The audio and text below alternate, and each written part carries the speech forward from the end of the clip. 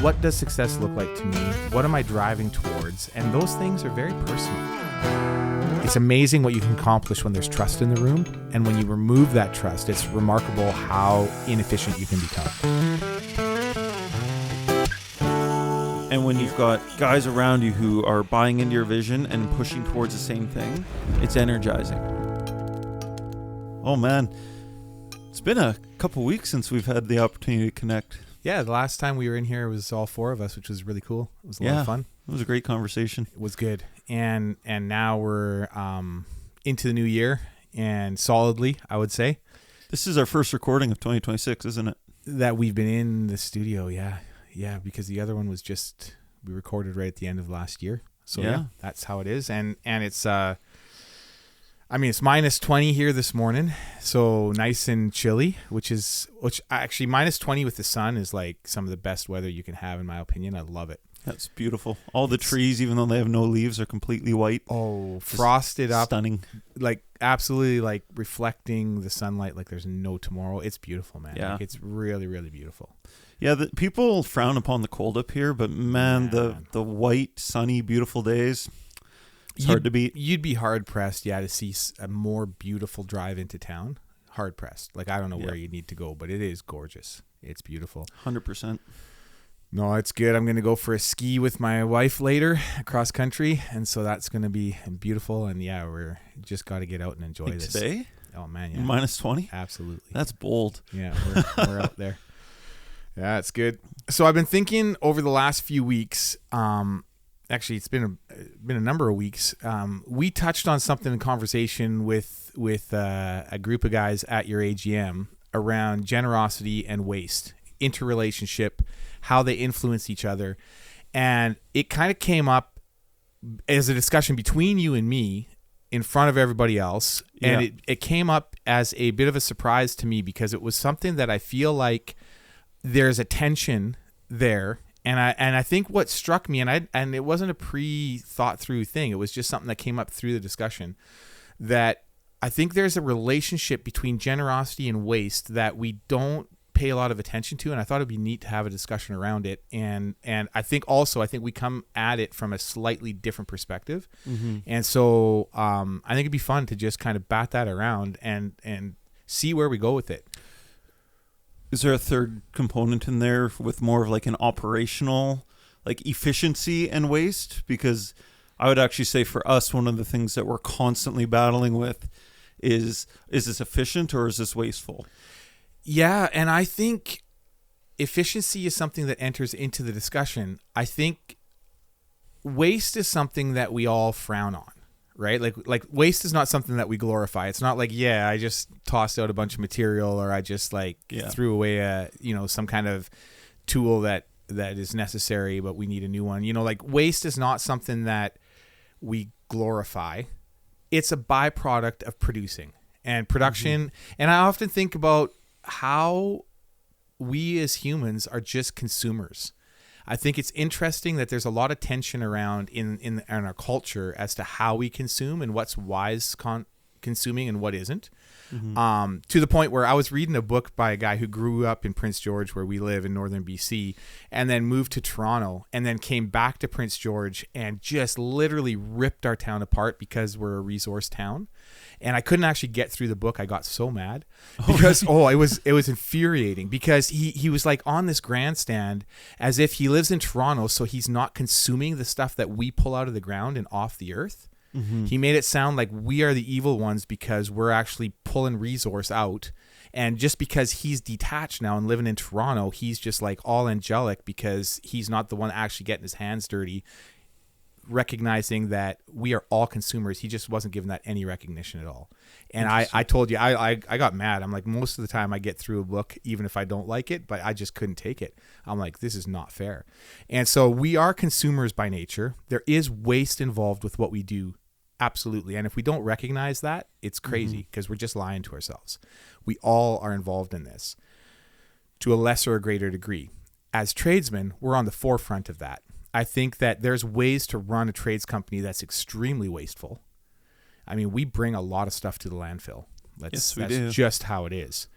But on the flip side, there is sometimes it's just way more efficient to let stuff go than to try to salvage things. And I think it's a fair discussion. And then this is the thing that I thought in regards to your company, but also in regards to our mindset, is that generosity is a big part of who we want to be. And being generous, I just feel like can look like waste to certain people. And so I've been thinking about the employer-employee relationship.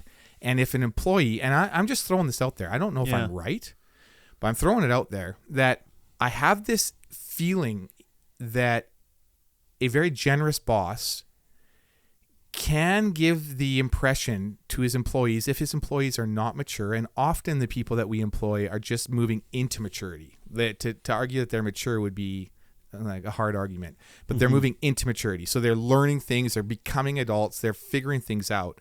And I think that in that process, it's easy to look at someone who's generous to say their resource is unlimited. They're giving because it's easy, and which we know is most often not the case. Yeah. And that there's just more where that came from. And then that can translate into a more wasteful attitude than I think we think it possibly might be. Because in our own minds, we know when we're giving something, it's usually a sacrifice. Like it's usually something that's going to cost us something, that's going to hurt to some degree, sometimes a lot. Yeah.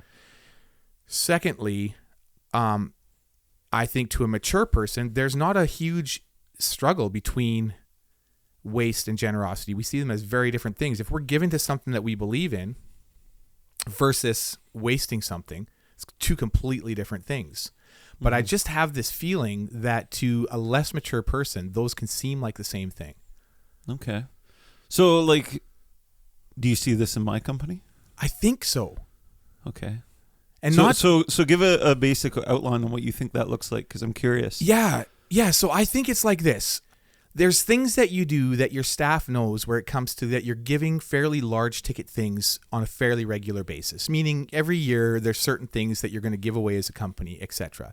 Yep. Secondarily, you place a lot of emphasis on bonding in your team, and you will pay money to do interesting things. Like you just said, you were just in Vegas at a conference with a couple of your guys, and you went to a show, and you would cover that for them typically, because this is your way of saying, hey, you guys are valuable to me.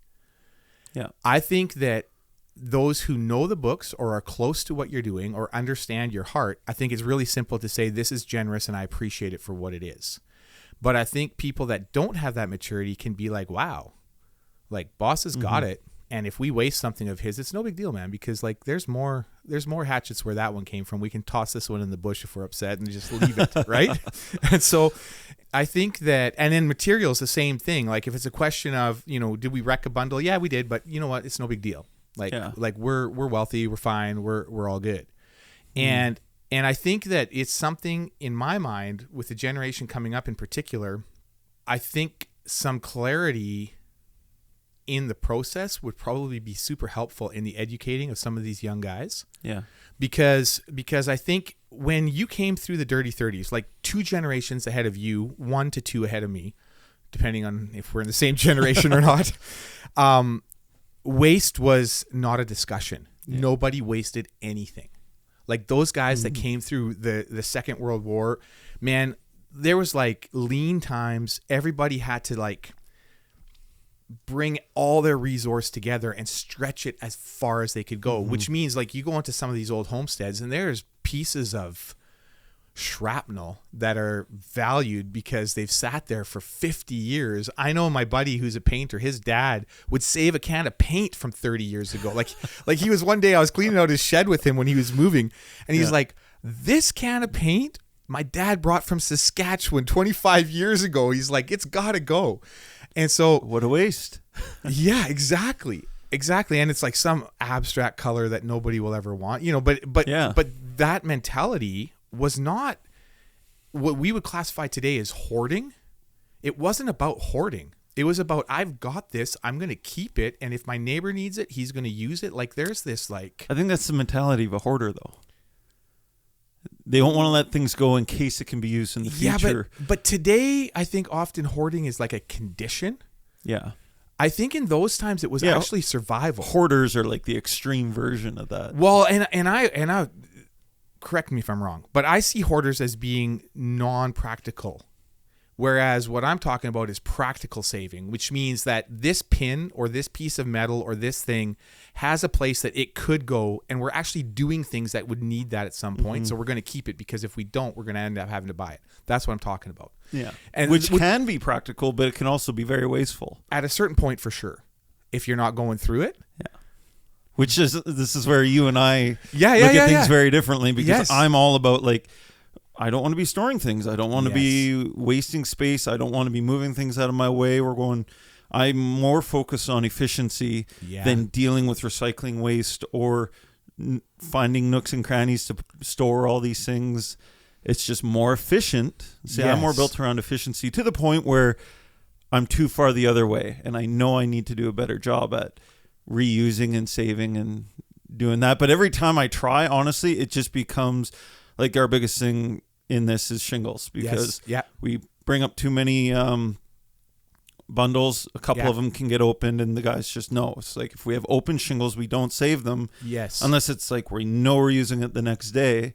Right. Because when we have an open bundle of shingles, and a bundle of shingles right now is like $45. It is, yeah. It's expensive. And starter's like $60. Yeah. Like So starter, we save every job, because we know we're going to reuse it every single day. And it's not color specific, and it's not job specific. It gets so used it's just on generic. every single job. Where shingles, the guys, we've just... And I know this is going to be frowned upon, but it's like, if any open shingles, like if we have to open a bundle and only use 2 shingles of a full bundle, we throw the rest of that bundle out. Right. And it just goes into the landfill. Brand new shingles, almost a full bundle. And that's because whenever we've tried to, well, again, disclaimer, if we know we're doing that same color, the next job we'll save it. Yeah. But if it's just the idea and the mindset of like, we're going to save this for the next time we're going to do this color. We've tried it. We've rewrapped it. We've like saran wrapped it. We've done everything. And by the time we get it to that next job, because it's not sealed and packaged properly, it is just, it's either dirty or wrecked. It's floppy. It's hard to handle. And the amount of time and effort we put in to trying to save a bundle that's been opened, or most of a bundle or whatever, has never felt worth the amount of time and effort it takes to take it down, repackage it, store it somewhere. Next time the job comes, I know we have a crane truck coming with material, but we have to go to the shop and pick up that couple bundles of the ones that we had left over from the other job. Yes. So I find personally, and I know we can do better at this, the waste factor, it's just worth it for us to throw it out and start every job fresh, new, clean, instead of having a system in place to try and reuse material. So I guess I have a couple questions around that. Number one is, what happens if you have 5 bundles open? So somebody didn't do their job right. But is there a penalty for that? Like, is it frowned upon? Is there discussion or friction around that? Because my thinking is, so this is where I'm going with it. The 1 bundle scenario from the outside looks wasteful. From my angle, looks wasteful because I run a much smaller crew. And so for me, if there's anything left over, we either return it immediately or take the open bundle home, and I literally use it on the next job. But I understand it's completely different because it's me using my stuff. So like, I literally, if I throw out a single shingle, it's weird. Like, I just don't. And so that's my approach, but I understand that that's not a system that you can apply with a larger crew. Like, it doesn't, or multiple crews. It doesn't make sense. But my question is, if that's is there a part of the philosophy there that says, you know what, if we open 3 extra bundles, so be it, because it's just more efficient, and everyone's got an open bundle, and there's 3 different guys, pounding away at the end of the job, and all of a sudden you're throwing out 2.5 bundles, and multiplied over a season, this is all of a sudden. I know, I've done the math. Yeah. And I fully know, and I recognize we throw away probably 1, 2, 3 entire roofs worth of shingles a year. Right. By not saving them. And that, I spent a year really, when I was running the warehouse myself too. Right. Yeah. And I just recognized that, like, this is a full-time job for someone to save and organize, and not just, again, a matter of saving it, but keeping the product pristine and as good shape as the new product coming from the supplier. So we've kind of reverse engineered it where we try and have systems in place to never have that happen. Okay. Where it's like, first off, I always encourage the guys, and I know some of my guys follow this great, and I do need to have penalties for when they don't do this. Yeah. I underload the roof. If it's my roof, okay, yeah. I try and leave. I was going to say, because there are certain things you can do exactly like this, which would make people think, be like, we're not opening an extra bundle because... Even if we don't slice the bundle open on the roof, you got to drop that sucker 20 feet. That's right. And I'm really good at it. I've done it hundreds of times. And even if I drop it perfectly and the packaging doesn't open, yes, it's still not looser. As tight. Yeah. It's looser. The bundle's now floppy. Yeah. It's maybe if you got like a 10-foot drop, you can absolutely nail it. And you've got to get that certain sound. Oh, yeah. When you drop a bundle, it should sound impressive. It should sound like a gunshot. Yeah. Even on grass. I actually really enjoy that sound. Yes, it's very satisfying. We all do. We all celebrate when a new guy goes to drop a full bundle off the roof. It's just like, everyone listen. Yeah. And then you don't even need to see it. You can hear if you drop it well. And full disclosure for everyone, it's not dangerous. If you're dropping, you're checking everything around, and you're not dropping it on the hydrangeas. Like it's a careful thing. You're yelling heads up. Yeah, for sure. But yeah, okay. So I agree that underloading your roof, meaning that you're putting ground dropping some of your bundles before the job starts, with the intention to say you always ordering a couple extra bundles anyways. Like you have to. There's no way around that. It's part of the. Yeah, I always laugh when people say, "Oh, you've got extra bundles here. Can I keep them?" I'm like, "No, I have extra bundles so I can finish your job without having a knot in my stomach for the last hour thinking, do I have enough?" That's a regular conversation. Yeah, it's a funny thing. But especially when you're like out like 45 minutes in the bush and they're like, "But you have extra bundles." I'm like, it's because I'm not an idiot. Like, what do you want from me? Working out of town? Because when we work out of town, we'll bring like an extra few square. Of course you will. Just in case the Eagle View or the roof report's wrong. We're not risking driving back to town to grab more material. Or for some reason, like the odd time you're going to have something wrong from the manufacturer, so you got a couple bundles that don't work. Yeah, you can't forget that. But even in that scenario, so like we know we're going to have excess material on site. And the trick to it is like, leave it on the ground, and we don't even unload it off a pallet. Like, right on, like literally the crane puts it on the ground, and not a hand touches it until it goes into the truck and back to the supplier. Where it gets problematic is, and this is something that the suppliers are really funny with too, because they don't want to deal with open or loose bundles either. Of course they don't. So because you don't want to pay for brand new bundles and have like pieces of crap coming from I don't want to get another roofer's crappy shingles on my job either. Absolutely. So absolutely. It's this really weird area where it's like trying to stay efficient and but stay smart about it. Yeah. But unfortunately, one of the byproducts of that is we know we throw into the landfill a significant amount of product. Yeah. But when you're doing 300 jobs in a year, and interestingly, you're paying money to throw those out as well. Yeah, no, like good money. Like it's not $100 a metric ton to dispose of that stuff. It's insane. So this is what I see on the far end of the negative effect if this is not a priority. And I think when it comes to everything like this, when it comes to training young people, it needs to be said 1,000 times, because I really believe that people just, when you're training a 2-year-old, they ask why 1,000,000 times. So you remember to tell them why 1,000,000 times, because they are constantly prompting you. Yeah.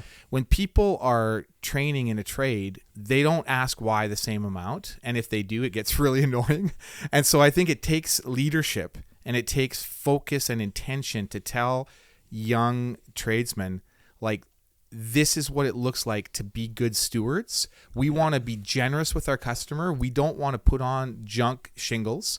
So therefore, we are not going to keep junk shingles, because that's not generous. That's not kind. But at the same token, we're going to also put like protocol in place to waste as little as humanly possible and still be efficient and function well. I think that message needs to be really clear, because if it's not, I think it translates into, I talked to a young guy recently that was working out at a mine, and one of the guys that he was with, they had to do like a 15-minute drive or something like that in the mine from the camp to wherever they were working, just trashing the boss's truck every time, back and forth, like every time. Yeah. And yes, the company does well, and yes, the mines pay well, And yes, there's going to be some waste in those places. And it's going to be hard on the trucks because that is like you're out in the middle of nowhere doing hard things. So all of those things, absolutely true. But the people with the responsibility to look after the stuff literally just felt like this is a non-ending resource. And the boss is also very generous. So I just feel like, and so I listen to that and I think, where does that mentality come from? Because on the flip side, these guys are good workers, right? Like these guys are good workers. They're not idiots. They do hard work, and this is maybe like what they feel like is a reward. You know how sometimes you'll work hard in a day and then you'll eat the wrong things or drink the wrong things because you feel like you deserve it now. Yeah. And I feel like there's almost this like entitlement saying, well, we're doing a lot for our boss. We're out in the middle of nowhere. We've given up our lives for these guys. And so to waste their truck is not a big deal. Yeah. Well, I think those things can translate, and I think that kind of mentality comes from a place of not understanding what it means to steward. Yes, but that really comes down to the individual. Now, how much of it lands on us as a leader to be able to avoid that is something I'm still trying to figure out, because I've dealt with very specific situations where I have had phenomenal crew, great guys, but you get a couple of them there who just have a real entitled mentality. Yeah. And as soon as you get somebody into your crew who has a nature of, oh, we're being worked hard just so that, you know, the boss can have, you know, a lavish lifestyle, or what have you. Like probably 5 years ago or so, it might have even been more. I had a little property on Clucas Lake. Yeah. And not a house or anything. It was literally just a place to park my trailer. An RV pad. Yeah. Basically. With full hookups. With and a whatever. nice set of stairs. Yeah, I did have a nice set of stairs put in. Yeah. And it was a sweet spot right on the lake, but it's nothing like, it's not like it's a multi-million-dollar house. It was like $100,000,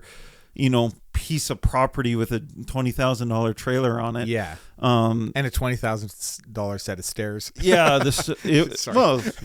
They were complex to build into a cliff. Them. Yeah, I liked them. Yeah, they were sweet. I miss those stairs. Yeah. But, you know, we were doing a job in a town nearby. Yeah. And I purposefully scheduled the day to be like, okay, guys, let's knock this roof out. I went to site, worked with them all day, and we crushed this job on a really hot sunny day. And then I brought and there was like 17 guys. Oh wow. And I got a beater boat, like a 93 Spectrum 3-liter Merc to pull guys out on a tube. I did have a nice pontoon boat at the time that I put all the guys on. Yeah. And I just wanted to bless them and just be like, let's have a fun lake day, hot weather, let's not sweat in 30 degrees on the roof today without a prize at the end of the day. Let's go, like, just celebrate each other, you know, and have fun. And so many of and we did, we spent a few hours on the lake. I pulled guys, wiped them out on the tube, and we had a great time. But the backlash I got from it after, from just 2 or 3 guys who were like, oh man, like, not grateful at all for what I did there. Yeah. But we're just like, oh, Josh has a lake property because we work hard. Yes. And I was just trying to be generous and show them something nice. And it was like, it took years. Like I didn't take my crew back there for years until I got rid of those guys. Yeah. And they do not. They died in the wilderness, those complainers. And I just won't deal. I just won't. I'm very careful about it because it's not like it was anything lavish. It's not like I have a $200,000 wake boat. Sure. It's like a $5,000 little boat. But even if you did, you would hope that there would be a certain amount of respect, that there would be a certain amount of appreciation, respect, and like understanding that, hey, like your journey's been different than their journey. They're starting out. There's opportunity. Like we're not in a place where only the privileged by birth succeed. Like but how do you lead that through? You know, and this is a great question, because what I've seen is I've got buddies, a lot of buddies who have done exceptionally well. Like, we live in a town that is not celebrated for its beauty as far as the town itself. Yeah. We live in an amazing spot, and like we were saying, like, you're driving out in the bush right now, and it is as beautiful as anything in the world. But our town itself, you could not say that. No. Even on the best of days, it's not a beautiful town. But there's a lot of people who've done very well here and have set up extremely good lives for themselves. And many of them keep it very, very private. In fact, if they buy a nice car, they keep it in a different city. If they buy a yacht, they keep it in a different city, or in a shop where nobody can see it, because they don't want this. They don't want their crews recognizing that they've done okay, and somehow feeling like therefore they can semi-sabotage their own boss, which seems bizarre to me, because we had a rule when I was a kid where, like, with the boss, no matter what you do, you don't wreck his right hand, because that's the hand that writes the checks. Like, you want to preserve the hand that feeds you. Yeah. But that's not always the case. And I think that there is somehow, and I think it's a fair discussion, because your story right there is like a perfect example of something completely misunderstood.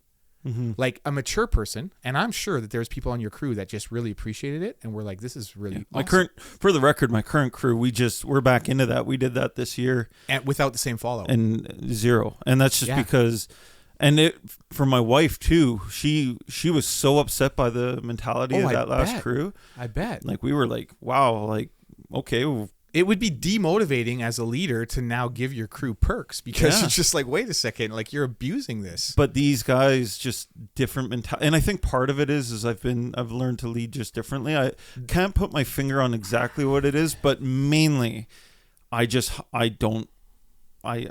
hire to not allow to have that kind of mindset in my crew. So you are hiring with a highlight against entitlement. Yeah. Like, you're looking for people who don't come across as entitled, I would assume. People want to sell. I hire people who celebrate, want to grow themselves as individuals, and want to see success for the people around them, including the company, including me. Yeah. I want to see them thrive, grow, succeed. I want to see them be successful. Yeah. But it's got to go two ways. And that's something I didn't recognize back in the day. And this is what I wonder. Like, I think a lot of young people that are relatively immature, and again, I don't say this as to knock people. Like, you've got to learn. Like, you've got to grow up. And some people that are raised in extremely good homes will understand this from a young age, and you don't have to teach them. It's not an issue. But that's, I would say, the exception, not the rule. Yeah. I think most people, when they come to a trades company and they're starting as apprentices, they're looking for cues. They're looking for, like, what does this world mean? Like, how do I navigate? What is the right posture? And I don't think that all of them ask that. Not everyone is, like, introspective or even self-aware, for that matter. And some of them never will be. Okay, fair. But for the most part, I think that even if people are not being conscious about it, they're saying, what does it look like? How do I treat my boss's stuff? How do I treat my boss? How do I react to generosity? What is an attitude that is going to help me navigate this? Mm-hmm. And if you're getting praised from your colleagues for trashing the boss's truck, like, if they're all into it and saying this is amazing, and you're getting validation, man, oh man. And it happens. Like, it's not, it sounds bizarre, but it's not. And you don't even have to be a malicious person. You can just feel like this is your right. And so, and when it comes to material, when it comes to tools, and it's funny because when I first hired you way back in the day, there was a Corb Lund song. He's a Albertan country singer, and if you haven't heard him, he's got some good stuff. And he had a song said he's a great hard worker, but he's sure hard on tools. And you reminded me of that because you worked like crazy, but you also were hard on tools, just compared to what I was used to. and in fact, up until I hired you, I had never had anyone as hard on tools, but also you produced more, other than working with my brother, which was a different story, but you produced more than any kid that I hired off the street. And so, like green, basically out of high school, essentially. And so I was like, okay, like, I can deal with this. And you weren't trying to be rude about it. You were just hard on tools. Like, it was just, you gave her, and if a tool had to, stood in your way, you You knock it out of the way and keep going. And so, and I think, and it's kind of funny because my dad was always like that. My dad, he was just all out. He was just a full out guy. Yeah. And he would take ice augers back to get them replaced time and time again, because he would just go so hard through the ice to go ice fishing that they would just bust. And he would bring it back and say, this is useless. And they, at the store, they'd be like, that's weird. Nobody's busted this before. He'd take another one out and bust it again. Finally, they're like, easy, man. Just go easy. But I think that there are people who are just, they use stuff aggressively. Mm-hmm. And I think you would be in that category. And you certainly were when you were younger. But I didn't see it as wasteful per se. I mean, I did have an internal discussion around it, actually. I was considering that. But then really? I did. No, it's interesting to bring this up because it's just one of those things where I wasn't used to buying tools to that nature. Now, later in life, when I ran a bigger company and had a bunch of guys working for me, it was crazy how many tools I had to buy. I couldn't believe how many tools got lost, to the point where I had to finally give certain, like the tools that people would carry with them day by day, had to assign them to people, because if they didn't have their name on it, it would just disappear. Well, you know what's funny on this exact topic? That crew I had 5 years ago, that had really piss poor mentality about just getting taken to the lake for a day. Yeah. Back in that day, the amount of tools we lost, and I'm not talking like a drill or like nails or hook blades. Yeah. Like, yes, all that too. Sure. We lost, I think, 7 extension ladders that year. How do you lose an extension ladder? That year I went to the supplier and I literally bought you and I lost an extension ladder once one. together, but that was awesome. we were flying along. How did that happen? I was driving along that was awesome. Like a highway. Yeah. And I was driving your truck, and you had an F-150 with the flat rack. So you had a canopy, and your ladder rack was a flat one that went above. That's right. Yes. The cab. Yes. And this was like the first year I worked for you. Yes, that's right. This was in your white F-150. Yes, yeah, a kid. Yeah. So yes. And I forget where you sent me, but I was driving on the highway. And not the main highway, but like a 2-lane, I was going probably 80 kilometers an hour. Yeah. And all of a sudden I look in the rearview mirror and our ladders sparking down the highway, doing circles. And I was like, oh no. So clearly I forgot to bungee the ladder. Yeah. So I pulled over. I think I called you. I'm like, what do I do? Do I go pick it up? I was super embarrassed. Yeah. And I think I had you on the phone. Yes, that's right. And I'm like, what do I do? And I think he said, well, just go get it. Yeah. But by the time I got out, a minivan drove by, and they had the side door wide open. And there was a few fellas who had our ladder on top of their minivan, and they took it, and they were keeping that sucker. It was gone. So I remember just having you on the phone being like, I'm sorry. What do I do? And I loved your expression so much and your detail of that story that I was just like, that's good use of a ladder. That was great. Yeah. Those guys are just like all raring to go, ripping down the road in a minivan with a ladder hauled out. Yeah. Our loss was our gain instantly. So great. They were so pumped. But you lost how many extension ladders in one season? Between like 5 and 7. That's unreal. At the beginning of that year, I specifically went out and I bought 5 brand new Featherlight 24-foot extension ladders, which are not cheap. And by the end of the year, we were like scrounging around, and we had already had probably 10 ladders in our shop. Wow. And by the end of that year, we were like, our crew had 1 and we had a couple extras. And I was like, guys, where did all our ladders go? And everyone was just like, oh, I don't know. Yeah. But now, and on top of that, our tool trailers were always a disaster. Right, yeah. Every time I go to a job site. Which all goes together, right? It all ties together. It really does. But it's the mentality of, like, yes, you can have some procedures in place. Yeah. But if you've got guys with the wrong mentality. Yeah. Like now, with Noah and Ethan. Yeah. Our northern crew, their trailer is immaculate. Yeah. Our tools last and forever. I've been a witness to that, because if you want something in that trailer, you literally just go in and grab it. Well, and when they go down south to our southern crew, they're just annoyed because tools don't work. It's not like back in the day, but tools don't work. Things are disorganized. So that's an area where the southern crew has to pick up at some point. It's a great example of but I mean, I think it's more complicated than just that. It is. Because we have an excess of manpower up here, whereas down south, they're very short-staffed now. Yeah, at the end of the day, they're tired. Yeah, they're tired. They're pushing. They're trying to be efficient. Yeah. So it's not even so much about... Yeah. Because I know those guys. I know they respect the tools and everything. I was going to say, they're good guys. They're stretched thin. Yeah. So, but like Ethan up north, he gets mad if his trailer's unorganized. And nobody pushes like Ethan. He was like me back in the day, only he cares about his trailer. But part of his efficiency comes from knowing where his stuff is. Yeah, he works in an organized, non-chaotic. Dude, but I'll tell you what, like, I think he's got it in him, but I also think you're right, is that it's complex because there are subtle things that as leaders, bosses, foremen, you can do to instill, like, this is valuable. Yeah. This matters to everyone.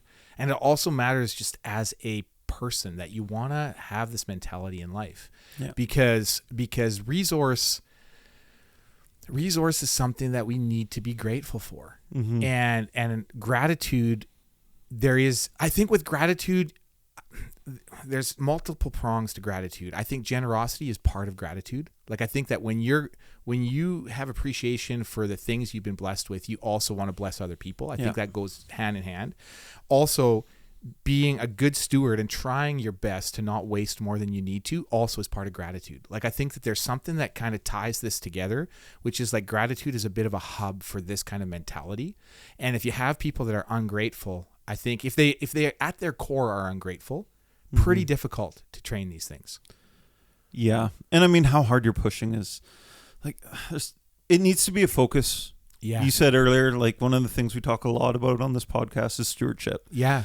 And when you have guys who actually care, and it's a priority, because here's the thing, like, there's both ends of the spectrum. We've had crews where we push unbelievably hard and nobody really cares. The tools are just there to do their job, which you mentioned earlier. That does come from me.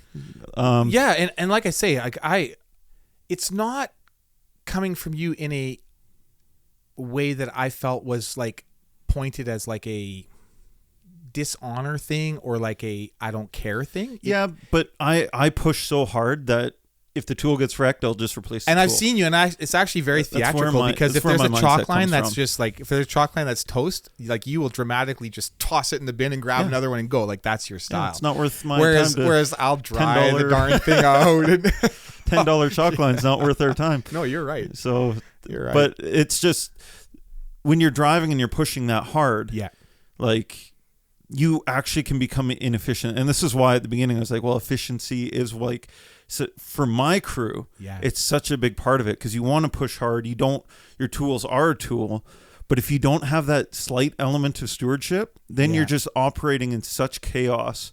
Yes. And going back to that crew 5 years ago, again, we had 30 Max Roofing nailers, and you'd be picking through bins of them and be like, which one actually works? Right. Whereas now with my crew and compressors, we have 5 gas compressors. Which one works? And you're there testing them every day, because you know a couple of the compressors are busted. Yeah. Now our guys still produce like crazy, but if a compressor dies, it goes straight to the repair shop. Yeah. If a nailer's busted, it goes in for warranty or it gets swapped out.